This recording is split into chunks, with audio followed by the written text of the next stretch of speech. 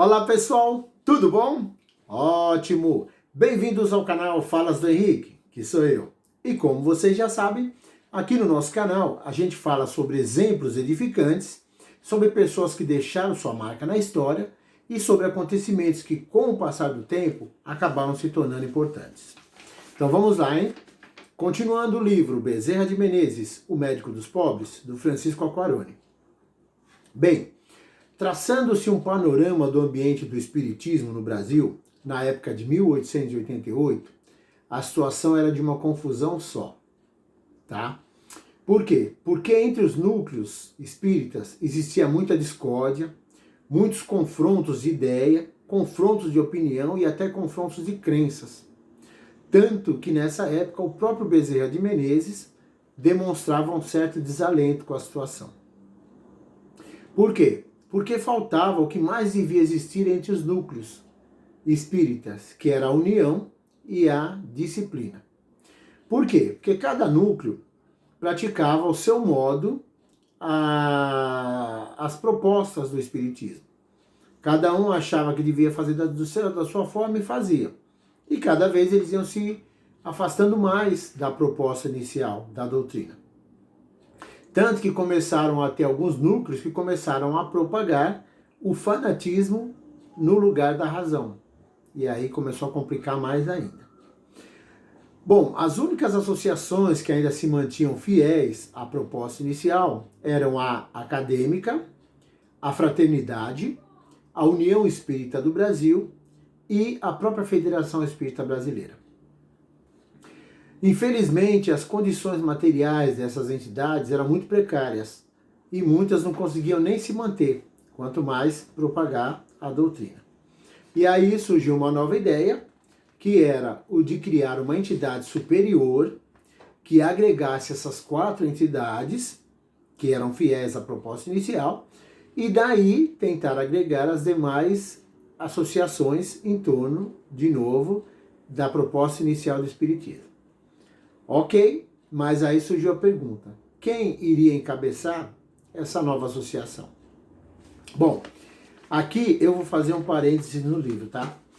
Pelo seguinte, bom, na verdade o grande dilema da humanidade sempre foi acreditar ou nos fatos científicos ou nos fatos espirituais. Quando no fundo isso não existe e nunca existiu. Por quê? Porque por trás dos fatos espirituais existe uma ciência. E por que isso? Porque o espírito, apesar de ser sutil, ainda assim ele é matéria. E como matéria, ele age conforme as leis da natureza, do mesmo jeito que a nossa matéria bruta também age de acordo com as leis da natureza. Ou seja, os dois agem de acordo com as leis da natureza, então não existe uma divisão. Não existe o sobrenatural, não existe o fantástico. Tudo é uma coisa só. Mas, infelizmente, o ser humano separou a matéria-ciência da matéria-espírito. E aí acabou surgindo essa confusão toda que a gente vê até hoje. Bom, voltando no livro. Então, no meio dessa confusão toda, aconteceu um fato relevante e até sensacional, que acabou mudando os rumos dos acontecimentos. E o fato foi a comunicação, uma comunicação recebida do próprio Kardec, que ficou conhecida e publicada sob o título de Instruções de Allan Kardec aos Espíritas do Brasil. Aí sim, hein? E foi assim. Um espírito de nome Antônio Carlos de Mendonça Furtado de Menezes, que era um espírito que se comunicava em vários núcleos, em várias reuniões de vários núcleos, tanto que acabaram criando até um grupo, em homenagem a ele, o Grupo Espírita Menezes. Então, esse espírito, como ele se comunicava em vários núcleos, um dia, numa reunião da fraternidade, esse espírito fez um anúncio de que o Kardec viria em determinada data para o próprio Kardec fazer uma análise da situação espírita no Brasil. E assim sendo, em fevereiro de 1889, incorporado no médium Frederico Júnior, o Kardec veio e passou as novas instruções.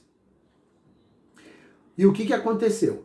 Quando Bezerra de Menezes leu essas instruções, que foram publicadas pela Fraternidade, nova luz se acendeu dentro do Bezerra. Por quê? Porque ele viu, inclusive, uma nova luz sobre um novo caminho a ser seguido. E aí, o que o Bezerra fez? Logo, ele convocou um congresso espírita, que acabou se realizando na própria Federação Espírita Brasileira, porque o Bezerra, nessa época, ele que era o presidente da federação. E aí, nesse congresso, ele lançou os fundamentos de uma nova entidade, para agregar todas as associações espíritas, tudo em torno, de novo, das propostas iniciais do Espiritismo. E assim surgiu o famoso Centro Espírita. Então, Centro Espírita surgiu no Congresso. E aí, agora eu vou abrir um outro parênteses, tá?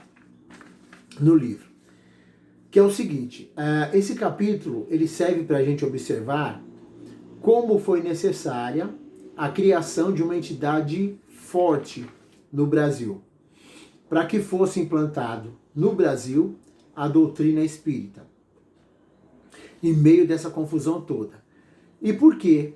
E tanto é, né, para isso, tanto é que o próprio Kardec veio e passou as instruções para que o pessoal se juntasse de novo e não ficasse mais separado naquela bagunça. E por que o Kardec fez isso? Não era porque ele era bonzinho ou porque ele achou o povo brasileiro mais bonitinho que os outros. Foi o seguinte, o Kardec precisava disso